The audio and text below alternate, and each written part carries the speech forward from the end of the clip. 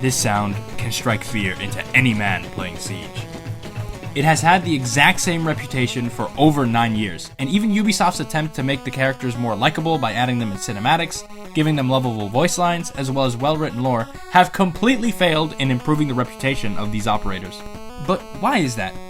In a realistic tactical shooter, you're going to have people who do not want to be shot, so it's an interesting addition to a game that is very gunfight and gadget focused. On paper, it obviously sounds like a good idea, and it is. When you're pushing down the hallway as Monty and your team is pushing right behind you, it feels badass. But I'm the kind of guy who reads way too much into this, so when the defense sees this, they actually go, "Like what?"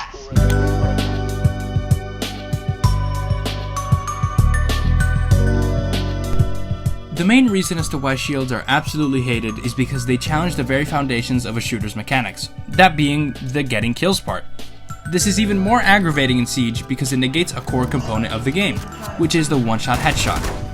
Players don't like getting their kills taken away by something out of their control, and shield operators like Blitz turn a player's dissatisfaction into one of absolute fury. This stems from people's discontent towards flashbangs in games like Call of Duty, where you're ready to take a gunfight and some guy just tosses a flash and takes you out.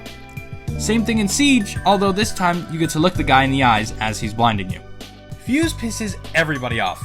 Your team thinks you're selling, the opponents think you're selling, you unironically might actually have intentions of selling. But if you start going off, the enemy team is pissed since they died to the worst shield in the game, and say that you're shit and the game is shit. And all that for somebody to take Fuse from you. Monty's a different case, because being bad at Monty sucks, and it really makes you feel dumb to play him. It's when you stick to playing him with your teammates and learn comms that Monty starts to become fun to play.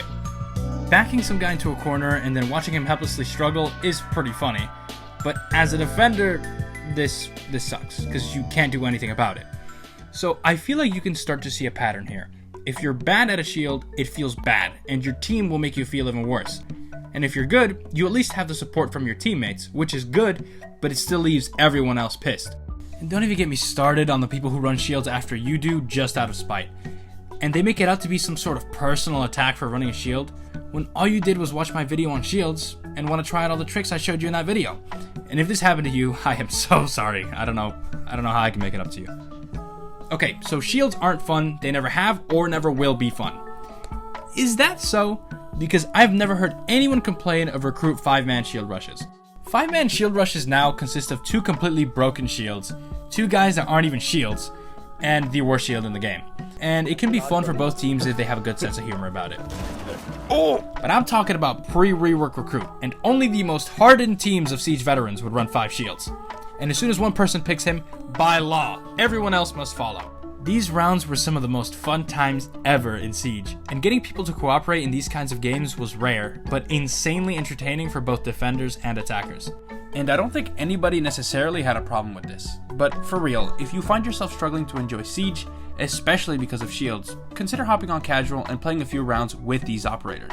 I do understand how frustrating it can be to play against a shield, and you can't just rely on banning them every ranked game. And truly, shields aren't that busted in reality. They have glaring weaknesses, and there are ways you can exploit their clunkiness to your advantage, which I sort of covered in these 2 videos.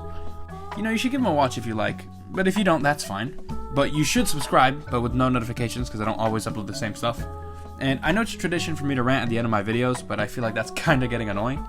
But yeah, I will see you guys in the next video.